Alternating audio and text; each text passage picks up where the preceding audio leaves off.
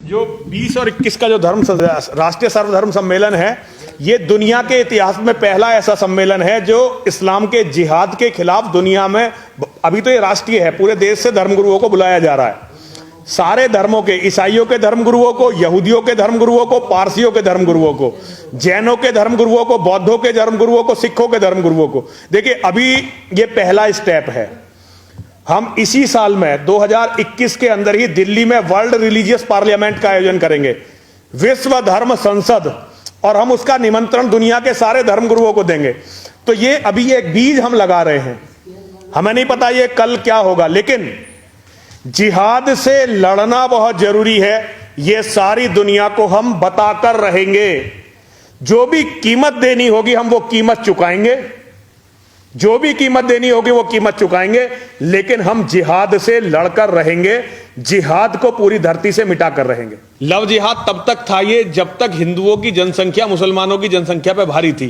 आज कोई लव जिहाद नहीं है, आज कोई लव जिहाद, आज तो वो जबरदस्ती छीन रहे हैं। आज सीधा जिहाद है। ये जिहाद जिसने हमारी रानी पद्मिनी को 16,000 महिलाओं के साथ जलने पर मजबूर किया, वो जिहाद है। लव जिहाद जैसी कोई भी टर्म नहीं है। ये तो हिंदूवादियों ने बनाई थी, उन हिंदूवादियों ने जिन्हें कुछ करना नहीं था। ये जिहाद अगेंस्ट वीमेन है। मोहम्मद से शुरू हुआ ये, मोहम्मद से। मोहम्मद जो था पहला वो व्यक्ति था जिसने एक व्यक्ति के पास नौकरी की, उसकी हत्या की, बाद में उसकी विधवा से शादी की, और ये इतना बड़ा एम्पायर बनाया जो आज पूरी दुनिया का सिरदर्द है। तो हमें इस्लाम के बेसिक को समझना पड़ेगा। ना लव जिहाद कहने की जरूरत है, ना लैंड जिहाद कहने की जरूरत है, ना कोई और जिहाद कहने की जरूरत है। केवल एक वर्ड, जिहाद। जिहाद को समझिए। जिहाद का अर्थ है किसी भी तरह से काफिर, मतलब नॉन मुस्लिम की हत्या, उसकी औरत को छीनना, उसकी संपत्ति को छीनना। ये बिल्कुल स्ट्रेट है, ये कंफ्यूज होने की कहीं जरूरत नहीं है। और आप लव जिहाद को नहीं मिटा सकते, आपको जिहाद को मिटाना पड़ेगा, जिहाद को। और जिहाद को भी आप एक जगह से नहीं मिटा सकते कि आपने दिल्ली से मिटा दिया, या आपने यूपी से मिटा दिया, या आपने मध्य प्रदेश से मिटा दिया। जिहाद को आपको पूरी दुनिया से मिटाना पड़ेगा। यह बिल्कुल उसी तरह से है जैसे मानव के शरीर में कैंसर होता है। आप कैंसर का इलाज करके अगर एक सेल भी छोड़ देंगे तो वो सेल दोबारा से पहले से अधिक ताकतवर कैंसर बन जाएगी और बहुत तेजी से फैलेगा। तो आपको कैंसर को रिमूव करना पड़ेगा, और कैंसर को रिमूव करते हुए हो सकता है कि हमें शरीर के कुछ हिस्से काटने पड़े। ये एक ऑपरेशन होगा जो होना बहुत जरूरी है। आज ये पूरी दुनिया का सबसे बड़ा खतरा है। आप जो भी सवाल पूछ रहे हैं, हमारे चौधरी साहब पूछ रहे थे, हमारे बहुत पुराने साथी हैं, मित्र हैं, ये सवाल बहुत गौण है। आज दिल्ली में जो हो रहा है इसके पीछे इस्लामिक जिहाद है। भारत में जो भी असंतुष्ट है, जो भी असंतुष्ट है, उसके पीछे इस्लाम के जिहादी अपने साधन लगाते हैं। जैसे सनातन का अभिन्न अंग है खालसा। मेरे साथ मेरे भाई बैठे हुए हैं, सरदार रवि रंजन सिंह जी। दिल्ली में शायद ही कोई हो जो इन्हें ना जानता हो, बल्कि पूरे भारत में, अब तो पूरी दुनिया उन्हें जान गई है। मैं और सरदार रवि रंजन सिंह जी भाई हैं। खालसा सनातन का अभिन्न हिस्सा है, लेकिन जिहादियों के पैसे के कारण हमारा जरा सा मतभेद हुआ और उन्होंने आज खालसाओं को यहां का सबसे बड़ा खलनायक सिद्ध कर दिया। इसके पीछे बहुत बड़ी प्लानिंग है। आज किसानों को, जाटों को हम हिंदुओं से लड़वाने की साजिश चल रही है, और ये फेलियर है गवर्नमेंट का। ये फेलियर, जैसे अभी हमारे कर्नल साहब बता रहे थे, ये हमारे इंटेलिजेंस का फेलियर है, ये सिस्टम का फेलियर है। जब शरीर कमजोर हो जाता है, जब शरीर कमजोर हो जाता है तो उसके अंदर के जितने भी अंग होते हैं वो सारे टोटल फेलियर की तरफ चलने लगते हैं। कभी किडनी वीक होती है, वो साथ छोड़ देती है, कभी लीवर साथ छोड़ देता है, कभी पैनक्रियाज साथ छोड़ देता है। ये आज सनातन धर्म के साथ हो रहा है, और इसका केवल एकमात्र कारण है कि हिंदुओं ने सब कुछ किया, बस इस्लाम के जिहाद से लड़ना शुरू नहीं किया। ये सबका साथ सबका विकास का जो नारा है, इसका अर्थ है जिहादियों का विकास केवल, क्योंकि कभी भी धर्म और अधर्म साथ नहीं रह सकते। अगर धर्म और अधर्म साथ रह सकते तो कभी भी भगवान श्री कृष्ण को कुरुक्षेत्र के मैदान में खड़े होकर अर्जुन से यह नहीं कहना पड़ता कि चाहे पिता में भीष्म हैं, चाहे आचार्य द्रोण हैं, चाहे महावीर कर्ण हैं, चाहे आचार्य कृप हैं, चाहे अश्वत्थामा हैं, कोई भी है, आज तुझे इन सब का वध करके अपने धर्म, अपने पक्ष, अपने भाइयों को विजय की तरफ ले जाना।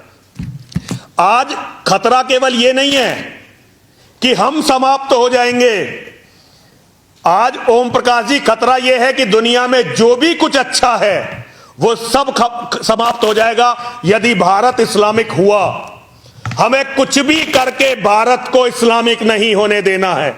अगर अपनी गर्दन देनी पड़े तो गर्दन देंगे, यदि अपने बच्चे मरवाने पड़े तो बच्चे मरवाएंगे, कुछ भी करेंगे, लेकिन भारत को इस्लामिक नहीं होने देंगे। और पूरी दुनिया को बताएंगे कि भारत यदि इस्लामिक हुआ तो यह दुनिया के लिए कितना बुरा होगा। ये इटली के पोप को भी बताएंगे, इजराइल को भी बताएंगे, अमेरिका के नेताओं को भी बताएंगे।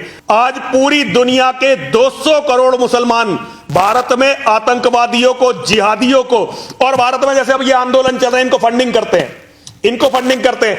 जो समस्या आपने लव जिहाद की बताई, उसके पीछे भी आर्थिक कारण बहुत बड़ा है। कायर हिंदू के घर में 2 बच्चे, एक लड़का एक लड़की, लड़की को भगा लो, बहका लो और लड़के को कत्ल कर दो। काफिर गलीच ने जो कुछ कमाया अपने आप उनका हो जाएगा, और इसके बाद उस लड़की की भी हत्या होती है। इसमें कहीं लव नहीं है, केवल जिहाद ही जिहाद है। तो इस जिहाद को समझना पड़ेगा, खत्म करना पड़ेगा, और पूरी दुनिया को या तो हमारे साथ आना पड़ेगा।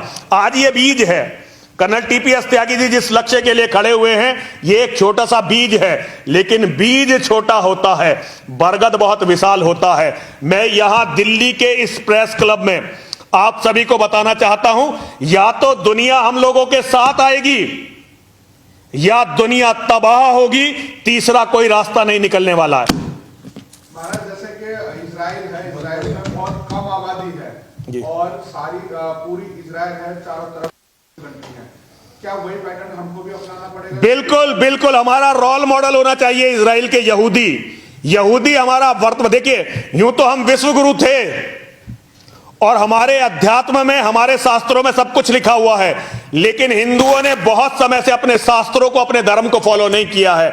आज जो रोल मॉडल है वो इजराइल है, और इजराइल के बाद दूसरा रोल मॉडल जो है वो म्यांमार है। हमें इन लोगों को फॉलो करना पड़ेगा, इनसे सीखना पड़ेगा। यदि हमने नहीं सीखा तो केवल और केवल सर्वनाश है, इसके सिवा कुछ भी नहीं है। चौधरी साहब, कुछ नहीं बचने वाला, ना लाल किला बचने वाला है, क्योंकि जब ये लाल किला बच गए थे ना, तब ऐसी तोपें नहीं थी जैसी अब जिहादियों के पास है। ये बड़ी बड़ी बिल्डिंगों के सामने, आपने बेरूत में देखा होगा, अफगानिस्तान देख लो, इराक देख लो, बड़ी बड़ी बिल्डिंगों के सामने तोप खड़ी करते हैं और बिल्डिंगों को उड़ा देते हैं।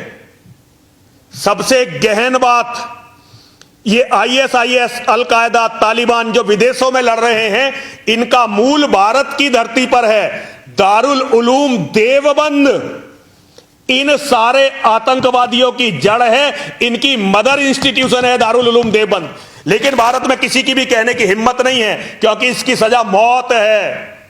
हमने अपने दिल से मौत के डर को निकाला है, तब आज दिल्ली के इस प्रेस क्लब में आपको ये बातें बता रहे हैं। क्या महाराज, आप आगे की जो तैयारी है, जैसे अभी आपका प्लान है, अधिवेशन होगा, तो जो इजराइल में वहां के लोग हैं, गन लेके घूमते हैं, तो क्या ऐसी नौबत हमारे? देखिए, ये तो भविष्य के गर्त में है कि कल क्या होगा। मैं चौधरी साहब, इसके बारे में मैं कुछ नहीं कह सकता। कर्नल साहब ने अपनी योजनाएं बताई हैं, बहुत अच्छी योजनाएं हैं, लेकिन मैं इसके बारे में कुछ नहीं कह सकता। मैं केवल इतना कह सकता हूं कि दुनिया को यदि बचना है तो हमारे साथ आना होगा, और नहीं आएगी तो ये दुनिया समाप्त होगी। आप, मेरी उम्र तो ज्यादा नहीं है, लेकिन चौधरी साहब, मैं मां और महादेव से प्रार्थना करता हूं कि आप शताधिक आयु को प्राप्त करें, और आप देखेंगे कि पागल से घूमने वाले आदमी ने जो बात कही थी वो एक एक बात सच निकली। तो कल क्या होगा, ये एक समय पूरा हिंदुस्तान खत्म होने वाला था, अचानक कहीं से घूमते हुए अंग्रेज इस देश में आ गए और हमें 300 साल और मिल गए। 300 साल हम जिंदे रहे अंग्रेज के कारण। ये बहुत सारी हमें जो इतिहास में पढ़ाया गया, हमारा इतिहास असल में मुस्लिम शिक्षा मंत्री था पहला, और उसने मुसलमानों के हिसाब से लिखवाया और हमें यह बताया कि अंग्रेज हमारा सबसे बड़ा शत्रु था। लेकिन सत्य तो यह है कि अंग्रेज के आने के कारण हम जीवित रहे हैं, और कल क्या होगा कल कोई नहीं जानता।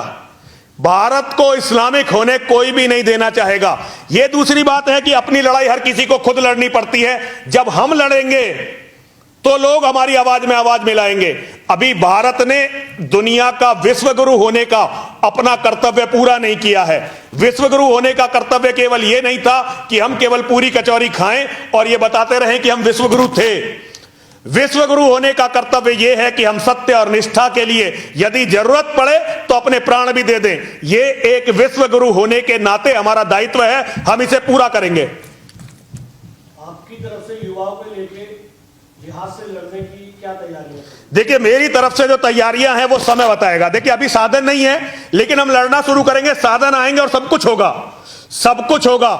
ये आप समझ लीजिए ओम प्रकाश जी, हम किसी भी